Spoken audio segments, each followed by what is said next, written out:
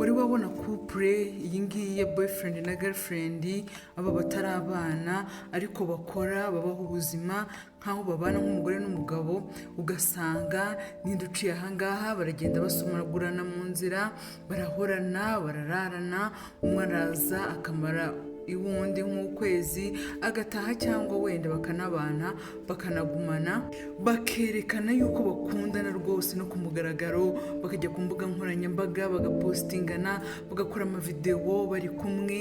Abantu benshi bababona rwose bakavuga bati wow, iyi niyo couple abandi bose baraherekeje. Reka noneho ba bantu bafite icyemezo cyo kubana nk'umugore n'umugabo, bamaze nk'imyaka 5 bibanira gutyo, bumva rwose bakundana nta n'ikintu cyazabatanya, ariko bageze mu rugo